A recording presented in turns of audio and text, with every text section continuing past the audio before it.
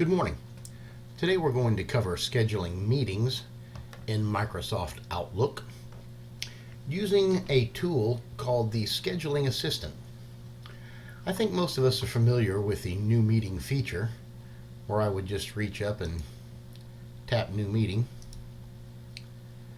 And I would have the ability to enter a name of someone I wanted to attend my meeting.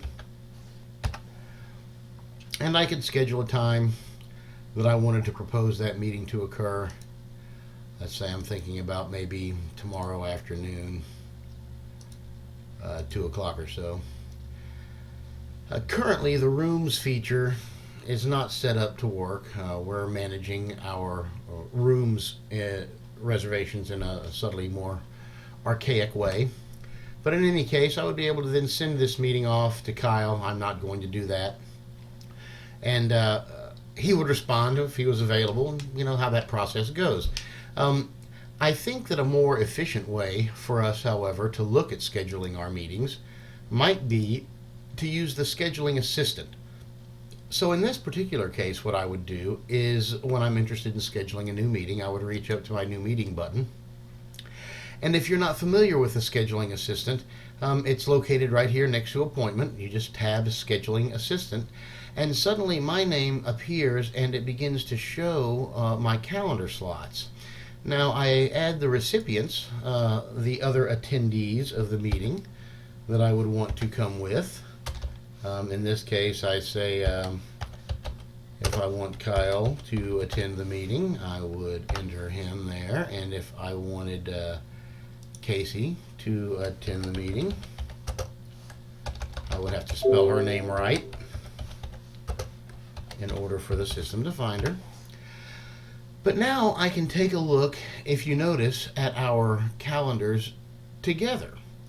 And I can scroll down a prospective series of times or dates, and I can look for a time that we can meet. For instance, I'm just going to use the arrow so I move a little slower and the slider doesn't quite go so nuts on me. And it's noticing that the very first time that we all have available, the scheduling assistant is trying to drop me in right here, 8 o'clock this morning, because it recognizes we're all available at that time. I, however, can reach out and propose any time that I want to. So let's say I'm actually thinking about this time out here next Tuesday, and I'm thinking about a time that would look something like 10:30 to 11:30. Well, I can see that we are all free during that time, so it at least is a valid time for me to propose. And now if I say send, I know I'm at least sending an invitation to people during a time that they have free on their calendar. Now, is the validity of everyone's calendar perfect? Are they 100% accurate so that I can actually bank on this? No, I can't bank on the meeting. It's still going to go out as an invite, and they're still going to have to accept it. But the scheduling assistant at least gives me a way to look intelligently at when I want to look at time for multiple people, for a group of people. Now I'm going to go ahead and shut this down. This is the scheduling assistant for a standard meeting where I would be looking to set up a room to attend in with the room finder, or I would want to call to reserve a room at a particular location with a campus secretary. The other and more efficient, perhaps faster way to have a meeting is to schedule a new link meeting. Link is a feature that we've all signed into this morning and we're going to be talking about. The link meeting feature allows you to connect electronically with someone. And again, the scheduling assistant is going to work in the exact same way as a standard meeting. I add users that I want to attend, and it will find time, shared times on those calendars, and allow me to pencil in a time when we can all get together to work on a link meeting. Now I've added an additional name this time to complicate things just a little bit. I want to add Kyle back in.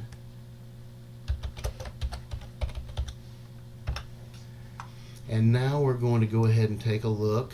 Again, I can see times. And if you notice, I'm seeing one huge purple bar for Stephen. That is because I cannot see his calendar. Stephen has not shared his calendar with me. I would have to ask to see his calendar. He would have to give me permissions, and then I would be able to schedule him in for time too.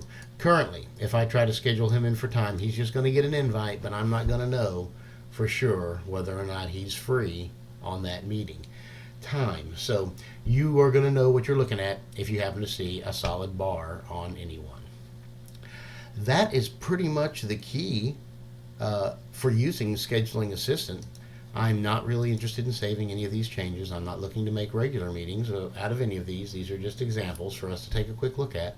So once again, the key to success, whether it's a new meeting or a new link meeting, is really remembering to take a look at your Scheduling Assistant and letting your Scheduling Assistant find time for you and the other meeting participants. I hope this